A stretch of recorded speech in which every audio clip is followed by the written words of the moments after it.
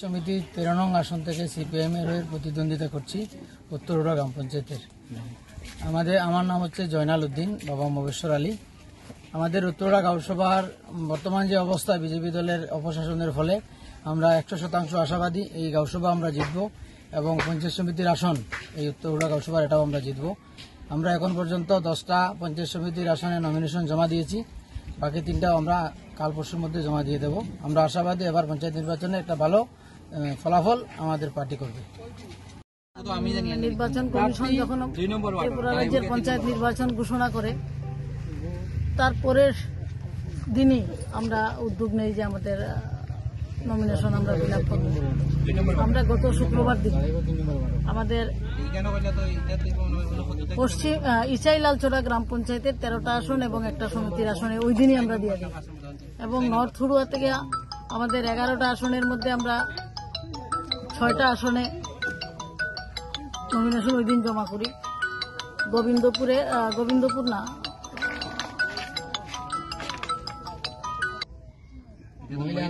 এটা গত শুক্রবার দিন আমরা দিই। আর আজকে শনিচড়া থেকে আমরা 6টা নমিনেশন জমা দিই। নদিয়াপুর শনিচড়া থেকে 4টা নমিনেশন জমা দিই শুক্রবার দিন। আজকে আমাদের নদিয়াপুর শনিচড়ার বাকি যে 2টা ছিল সেটা আজকে জমা হইব, জমা অলরেডি ঢুকে গেছে।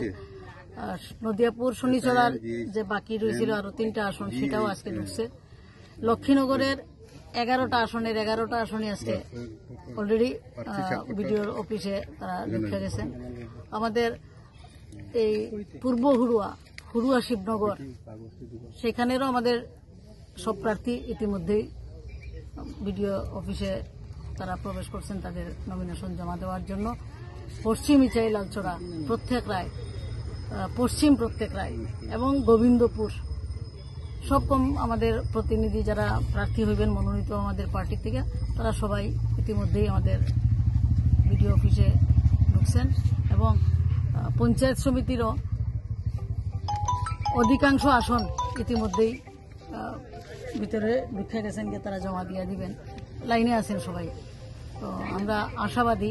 এখন পর্যন্ত বিভিন্ন গ্রাম পঞ্চায়েতের মধ্যে যে উৎসাহ উদ্দীপনা আমরা লক্ষ্য করতেছি এবং শাসক দলের যে অনিয়ম, দুর্নীতি এবং তাদের সন্ত্রাস, তাতে মানুষ ভীতশ্রদ্ধ। মানুষ একটা পরিবর্তন মানুষ চায়।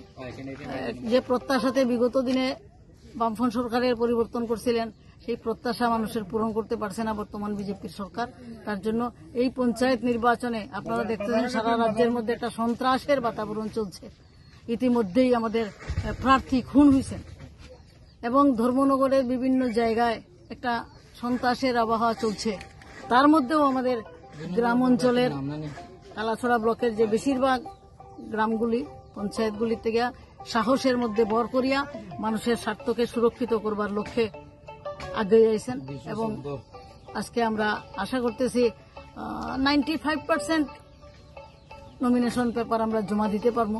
বাকি কিছু এসসি সার্টিফিকেটের জন্য আমাদের আগামী দিনগুলোতে হয়তো একটু সময় আমাদের দরকার হইব, নতুন আমরা 100% নমিনেশন জমা দিব এবং আশাবাদী আমরা যে নেক্সট নির্বাচনে মানুষের যে প্রত্যাশা সেখানে ব্যাঘাত ঘটছে, মানুষ পরিবর্তন চায় এবং আমরা মানুষের আশীর্বাদ নিয়েই মানুষের প্রত্যাশা পূরণের লক্ষ্যে আমরা আগে যাব।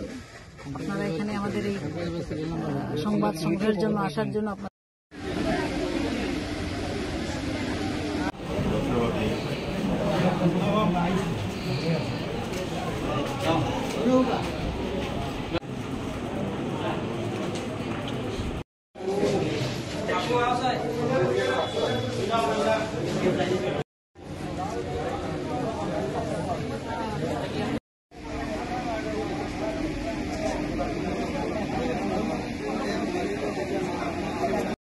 ক্যান্ডিডেটের নাম সঞ্জয় নাথ।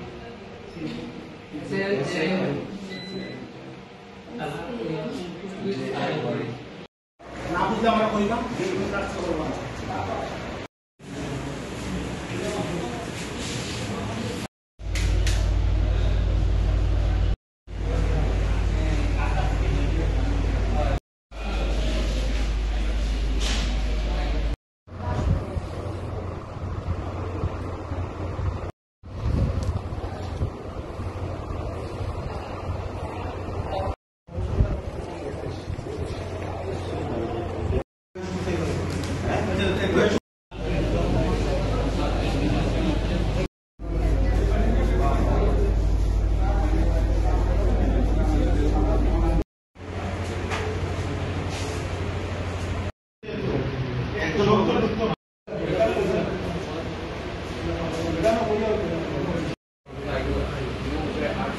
বেকারের